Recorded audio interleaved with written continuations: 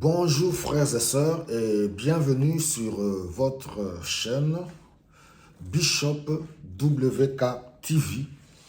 Aujourd'hui, nous allons tirer notre message dans le livre de 1 Samuel au chapitre 17 et nous lirons à partir du 43e verset jusqu'au verset 53.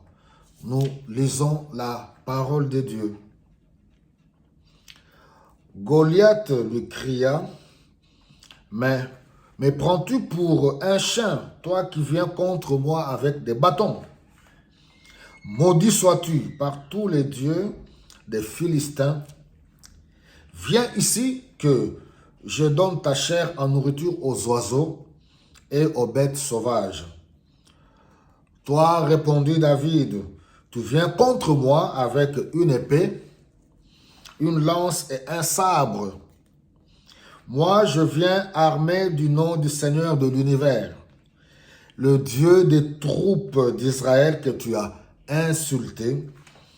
Aujourd'hui même, le Seigneur te livrera à mon pouvoir. Je veux te tuer et te couper la tête. Aujourd'hui même, je donnerai les cadavres des soldats philistins en nourriture aux oiseaux et aux bêtes sauvages. Alors, tout le peuple sauront qu'Israël a un Dieu, et tous les Israélites se rassemblés sauront que le Seigneur n'a pas besoin d'épée ni de lance pour donner la victoire. Il est le maître de cette guerre, et il va vous livrer en notre pouvoir. Goliath s'est remis à marcher en direction de David.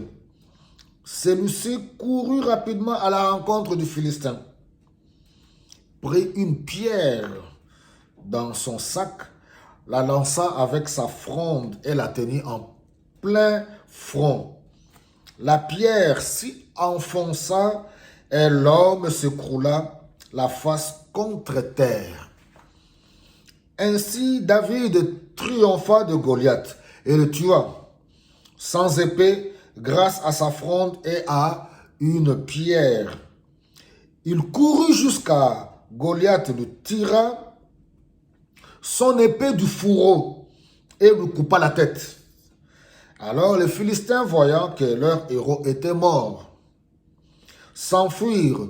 Les Israélites, les soldats d'Israël et de Juda poussèrent leurs cris de guerre et les poursuivirent jusqu'aux abords de Gath et jusqu'à l'entrée d'Écron.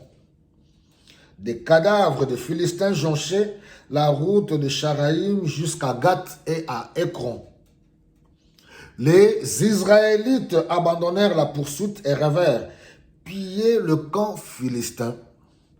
David prit la tête de Goliath pour l'apporter à Jérusalem. Quant aux armes du géant, il les garda dans sa propre terre. Amen. Wow.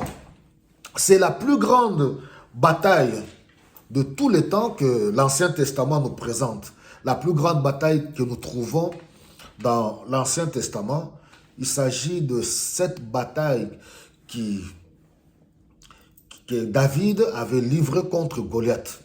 Alors, j'aimerais bien parler aujourd'hui sur l'importance de comprendre que c'est notre Dieu qui est le véritable géant dans ce monde, dans tout l'univers.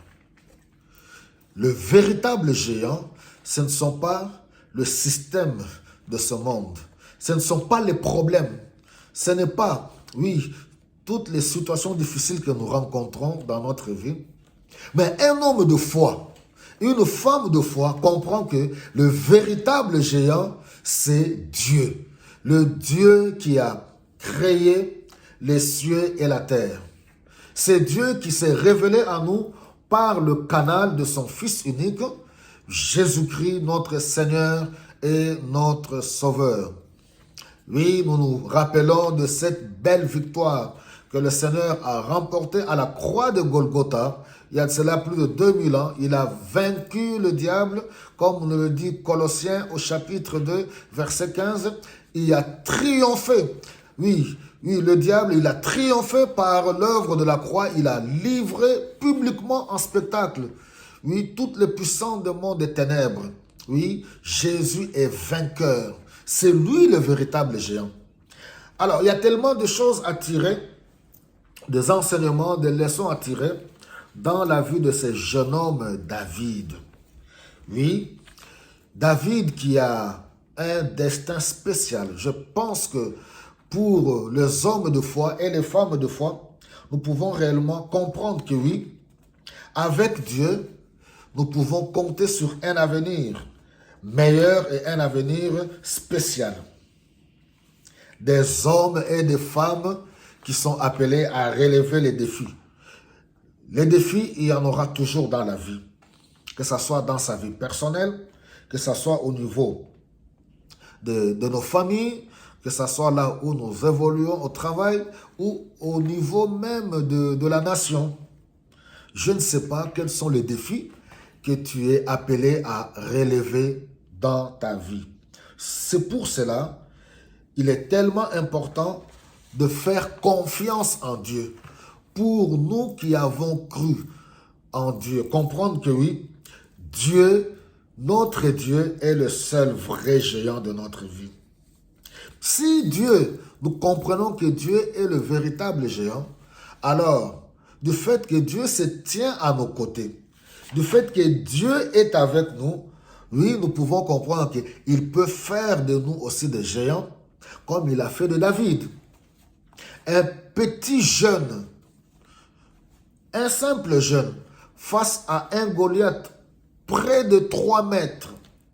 Mais David l'a abattu. Donc là, je peux aller en conclusion directement entre David et Goliath. C'est qui était le vrai géant? Donc c'est David qui était le vrai géant. Goliath, c'était qu'un faux géant en copal, en plastique. C'est David qui était le véritable géant. Non pas par sa propre force, mais il a appris à s'appuyer sur le Dieu d'Israël, sur l'Éternel des armées. Alors, j'aimerais bien que nous puissions considérer d'abord le premier point avant d'évoluer. C'est d'abord dans les critères de choix de Dieu. Voilà, nous voyons dans 1 Samuel au chapitre 16, si nous pouvons juste considérer le verset 4 à 13. Comment Samuel est venu oindre David, l'homme selon le cœur de Dieu. Oui, Saül fut rejeté à cause de sa désobéissance et Dieu s'est rivé, il s'est tourné sur David. Tu ne sais pas là où tu es, le Seigneur est en train de t'observer. Même si les gens ne réalisent pas ce que tu es. Mais Dieu, dans son plan, il est en train d'observer tes faits et gestes. Parce que de toutes les façons, il te connaît. Il te connaît parce que c'est lui qui t'a créé. C'est ce que le psaume 139 nous dit. Quelle créature merveilleuse suis-je? Oui. Dieu connaît tous les jours de nos vies avant qu'aucun d'eux ne puisse exister. C'est-à-dire que nous devons veiller sur notre conduite, même dans de petites choses, parce que Dieu nous regarde, Dieu nous observe et il attend le moment opportun pour se saisir de nous et nous rendre utiles selon son bon plaisir, selon sa volonté. Alors, nous comprenons que quand Samuel est arrivé chez Jessé, le père de David a amené un à un tous ses fils, en commençant par l'aîné Eliab. Même l'homme de Dieu Samuel a risqué d'être piégé. Pourquoi? Il s'était fié à l'apparence. On nous présente que oui, Eliab c'était un bon gabarit. Quand Samuel l'a vu, il a pensé que c'était le choix de Dieu était sur Eliab. Mais non, le Seigneur le souffla pour lui dire, non, non, non, non, non, non, non, non, non, non. Vous les hommes, vous vous fiez à l'apparence. Vous considérez ce qui est superficiel, ce qui est extérieur. Mais moi, Dieu, je ne tiens pas compte à l'apparence. Je ne regarde pas comme vous les hommes. Donc le premier point que nous devons comprendre dans ce message, c'est que Dieu ne regarde pas comme les hommes. Pour Dieu, Regarder veut dire connaître entièrement la personne. Nous nous limitons sur l'apparence ou la beauté physique, que ce soit sur les femmes ou sur les hommes. Les êtres humains, nous nous limitons sur les apparences physiques. Mais Dieu va voir au fin fond de l'être intérieur de la personne. Dieu regarde dans le cœur de l'homme. Voilà, donc Samuel a directement compris cette leçon quand Jessé a vu défiler tous ces garçons. Déjà, il a compris à partir de Eliab. Il ne s'est plus du tout trompé. Jusqu'à la fin, il demande, y a-t-il pas d'autres garçons à part cela? Non, on lui dit que non, il y a un autre qui est en train de garder les brebis. C'est un tout petit berger. Et on fit appel à David. Et c'est à partir de là que le prophète Samuel avait oint David. Étant donné que Dieu avait rejeté Saül, et on a pris au roi Saül qui était habité par un mauvais esprit qui venait de la part de Dieu. Dieu étant le maître de toutes choses. De la même manière qu'il peut envoyer le Saint-Esprit, de la même manière que toutes choses nous sont soumises, que ce soit les esprits mauvais, Dieu peut l'envoyer sur quelqu'un. Et c'est ce qu'il a fait sur sur Saül. Un de ses serviteurs lui dira, non, je connais. Il y a quelqu'un qui a son fils, un garçon qui parle bien, qui est très beau de visage et qui joue de la musique. Il a l'esprit de Dieu. C'est ainsi qu'on a amené David chez le roi Saül et il resta là-bas. Quand il jouait à la harpe, les esprits mauvais sortaient de Saül à cause de l'onction qu'il avait. Là, une parenthèse pour nos frères et sœurs qui sont dans le ministère des cantiques spirituels. Ceux qui sont les chantres de Dieu, que le Seigneur vous accorde cette grâce et cette faveur d'être des chantres selon la volonté de Dieu, des chantres selon le cœur de Dieu, des chantres qui ont reçu l'onction de Dieu pour édifier le corps du Christ.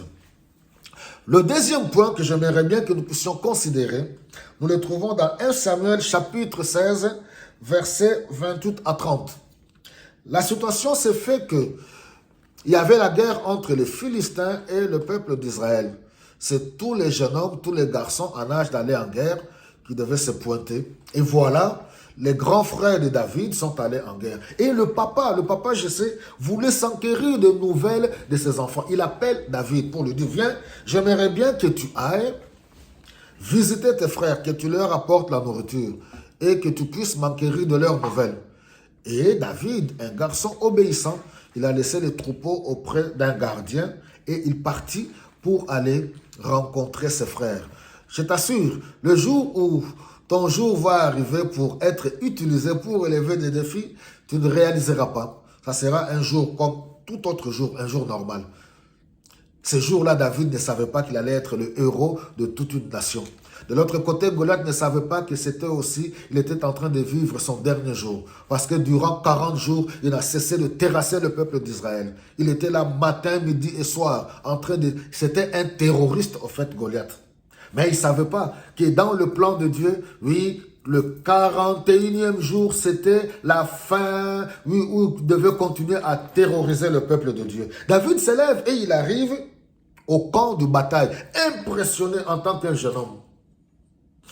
Il trouve ses grands frères, il trouve l'armée d'Israël. Et de l'autre côté, les Philistins, il voit comment ils sont armés. Et il voit un grand géant.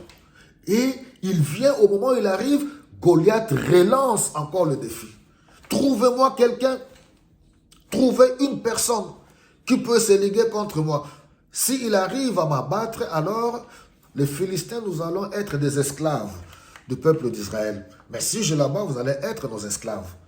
Alors, le petit David, il va et demande, mais qu'est-ce qu'on fera à celui qui va abattre cet incirconcis, celui qui se permet d'insulter le Dieu d'Israël?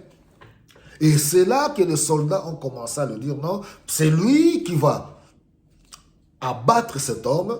Oui, le roi va lui donner sa fille, il aura beaucoup de richesses et il sera exempt d'impôts. Toute sa famille sera exempté de paiement des impôts. Il dit, waouh! Le grand frère Eliab apprend que oui, David est en train de s'informer là-dessus. Alors, il vient et dit, toi, pourquoi as-tu abandonné les brebis? Qu'est-ce que tu es venu faire ici? Es-tu venu ici pour te faire voir, pour qu'on te connaisse? Tu recherches la gloire ou quoi? Et ce qui est impressionnant, c'est que lorsque nous sommes dans la marche chrétienne, lorsque nous sommes dans ce moment où nous livrons la bataille, c'est la réaction de David qui m'intéresse. David n'a pas fait attention. J'aimerais bien qu'on le lise dans 1 Samuel chapitre 16, verset 28 à 30. Non, 1 Samuel 17, oui, verset 28 à 30.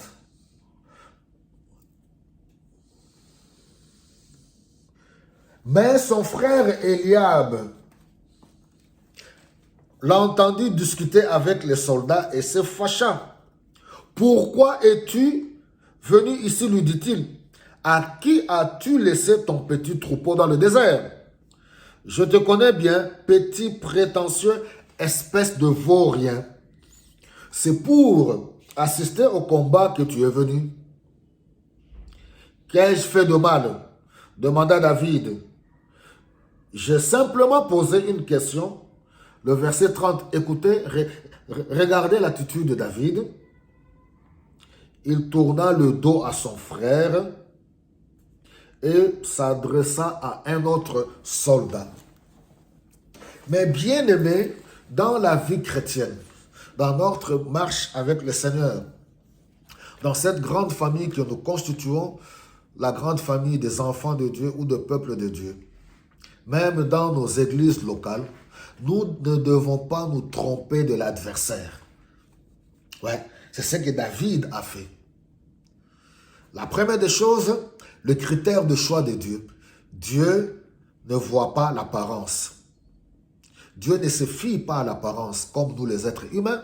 Deuxième chose, ne pas se tromper d'adversaire. Souvent, c'est ce qui nous arrive.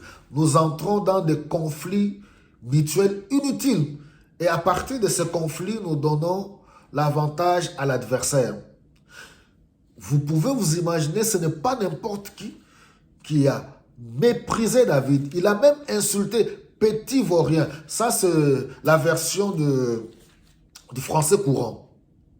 Petit vaurien, un prétentieux, un petit orgueilleux, prétentieux vaurien. Quelle serait ta réaction si un de tes frères de l'église qui te traite ainsi?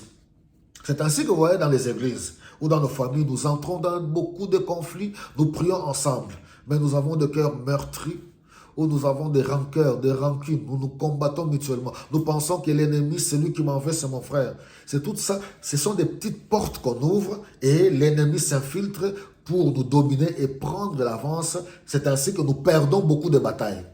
David lui tourna le dos. Pourquoi? David connaissait sa cible. Il avait un but. N'oublions jamais la cible, l'adversaire. Nous devons avoir d'une part le focus sur le Seigneur Jésus-Christ. Comme nous dit Hébreux chapitre 12, ayant le regard fixé sur Christ, nous devons nous débarrasser de toutes ces choses qui peuvent nous distraire et nous perturber. David, son focus, c'était le véritable adversaire. C'est quoi? C'est Goliath, le géant Goliath. Ce n'était pas son frère.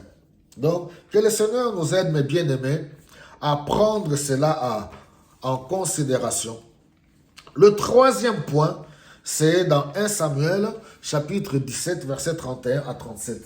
Là, nous voyons tout le monde a entendu parler de l'intérêt de David pour cette affaire.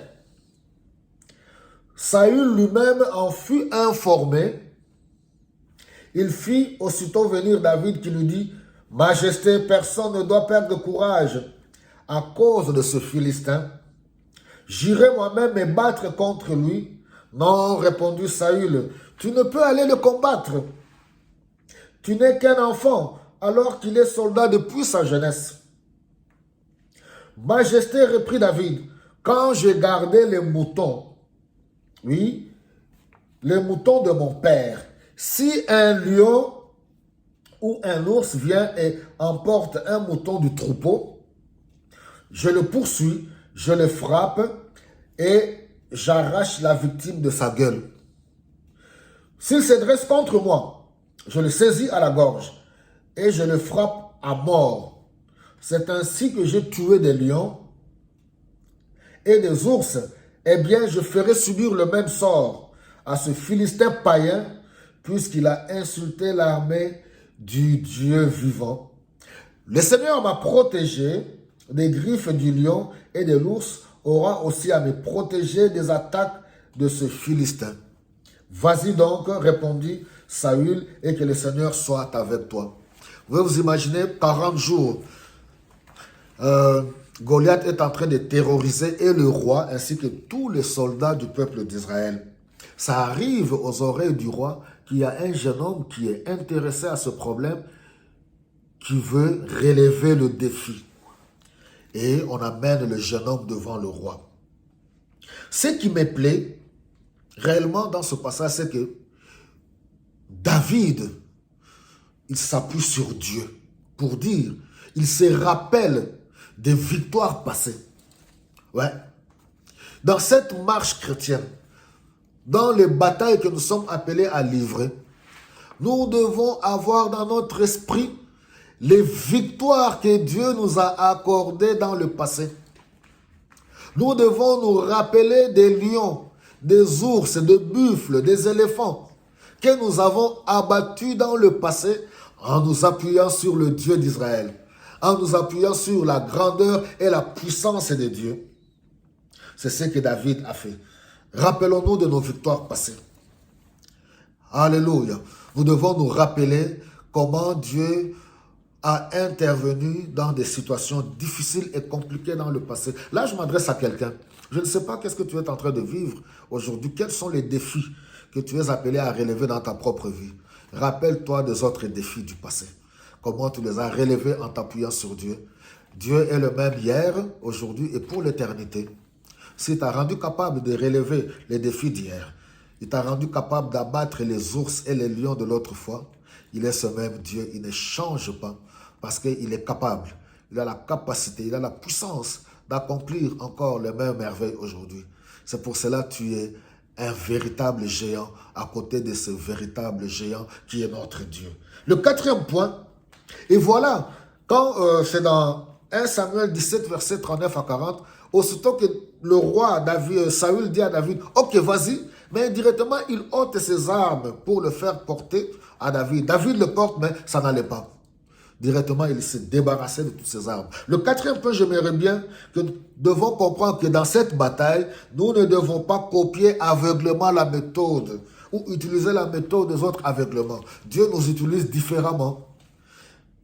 La manière qu'il a utilisé X ou Y, ce n'est pas de la même manière qu'il va m'utiliser.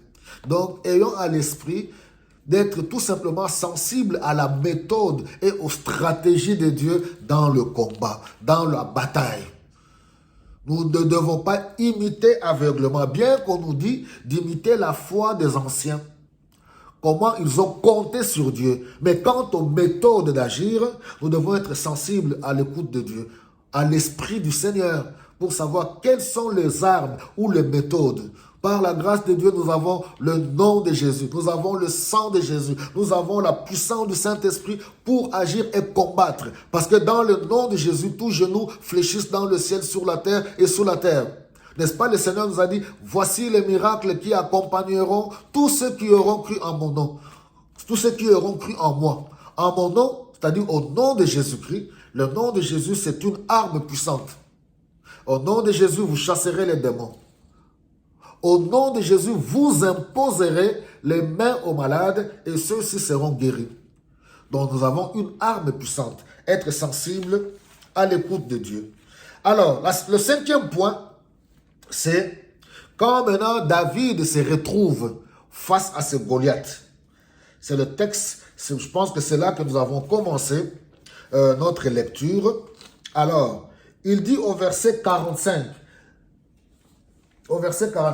du chapitre 17, « Toi, répondit David, tu viens contre moi avec une épée, une lance et un sabre. Moi, je viens armé du nom du Seigneur et de l'univers. Voilà. Confessez notre foi. Proclamez la puissance, comme je viens de le dire maintenant. Proclamez la puissance du nom de Jésus-Christ. Tu viens contre moi avec de l'épée, avec un épée, avec des flèches. Moi, je ne combats pas au nom de ma famille, ni au nom de ma tribu. J'ai le nom de Jésus, le nom par lequel tous genoux fléchissent dans le ciel, sur la terre et sous la terre. Je viens t'abattre, j'entre dans cette bataille, non pas par mon intelligence, ni par mes expériences personnelles, ni en m'appuyant sur la richesse de ma famille, ni en s'appuyant sur mes relations humaines, bien qu'elles sont bonnes. Mais j'entre d'abord en m'appuyant sur Dieu. Dieu qui peut susciter, créer des circonstances pour m'accorder la victoire. Maintenant, c'est Dieu qui peut lever les hommes et les femmes, s'agissant de certains dossiers, pour intervenir en ma faveur. Mais j'ai mon focus sur Jésus-Christ, lui qui est le consommateur de ma foi et qui l'amène à la perfection. C'est ce que David a dit. Je m'appuie sur Dieu d'Israël. Et directement, il prend la pierre et il lance sur le front de Goliath et Goliath qui tombe. La puissance de la parole de Dieu. La puissance du nom de Jésus-Christ. Au commencement, Dieu créa les cieux et la terre. La terre était vide et informe. Il y avait des ténèbres sur toute la surface de la terre. L'Esprit de Dieu se mouvait sur les eaux. Dieu dit que la lumière soit et la lumière fut. La puissance de la parole créatrice. La vie et la mort sont au pouvoir de notre langue. C'est que nous confessons. Proclame la victoire. Proclame le nom de Jésus-Christ face à tes problèmes. Face dans ta bataille, utilise la puissance qui est le nom de Jésus, qui est la parole de Dieu. Jésus qui est la parole faite chair. Parmi les armes, oui, nous avons l'épée de l'esprit qui est la parole. Jésus qui est le rocher frappé de Dieu. Jésus qui est la pierre angulaire, la pierre de la fondation, la pierre principale qu'ont rejeté ceux qui bâtissaient est devenue la pierre principale. La puissance de la parole de Dieu. Et c'est ce que David a fait. La pierre qui symbolise, oui, réellement la parole, qui symbolise Jésus-Christ. La pierre de l'angle, qui est au centre de notre vie, qui peut nous accorder la victoire. Alors, qu'est-ce qu'il faut retenir? C'est Dieu qui est le véritable géant. David a su s'appuyer sur Dieu. Avec Dieu à mes côtés, la victoire est garantie. Nous devons ramener dans nos pensées, rappeler à notre mémoire le grand souvenir de victoire, les victoires que Dieu nous a accordées dans le passé. Ramène devant toi, oui, toutes ces grandes victoires. Rappelle-toi des lions, des ours que tu as abattus dans le passé. Yes. Souvent dans la vie de combat, oui, nous nous retrouverons seuls face aux batailles de notre vie. Quand Goliath s'avançait, oui, tous les soldats et le peuple d'Israël ont reculé. David s'est retrouvé seul. Oui, nous pouvons être dans la communauté, dans la famille. Il y a de ces batailles que tu livreras seul, tout le monde va reculer. C'est en ce moment-là, quand tu te sentiras faible, appuie-toi sur le véritable géant, qui est notre Dieu. Oui, il y aura des combats où nous allons livrer en famille ou en communauté, mais il y aura des batailles, les batailles de la vie, tu vas te retrouver seul.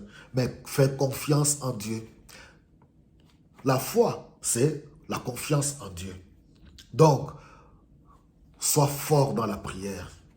N'oublie jamais de fléchir tes genoux. Oui, dans la prière, dans la prière, dans la prière. C'est dans la prière que tu vas réellement trouver la force dans la méditation de la parole de Dieu. Ce sont les deux armes puissantes. La prière, méditer la parole de Dieu. Parce que quand le Seigneur Jésus-Christ a fini le jeûne de 40 jours et 40 nuits, le tentateur est venu. Jésus avait faim. Le tentateur est venu le tenter avec la parole. Et à chaque fois, le Seigneur lui répliquait, il est écrit. Et des fois, il est regrettable de réaliser aujourd'hui combien d'enfants de Dieu ne sont pas imprégnés dans les Saintes Écritures. Combien des enfants de Dieu ne prient pas assez. J'aimerais nous encourager à être des hommes et des femmes qui prions et qui méditons la parole. C'est là que nous allons nous ressourcer, trouver la force en nous appuyant sur le véritable géant. Oui, tes géants, ce sont de faux géants, ce sont des nains. Les problèmes de ta vie, oui, qui se dressent au-devant de toi aujourd'hui, peuvent paraître grands comme Goliath, mais n'oublie pas, ce ne sont que des nains. C'est Dieu qui est le véritable géant. Et Dieu veut faire de toi aussi un géant, à une seule condition: apprends à t'appuyer sur lui. Que le Seigneur vous bénisse et qu'il vous accorde la victoire dans toutes vos batailles au nom de Jésus-Christ. Amen.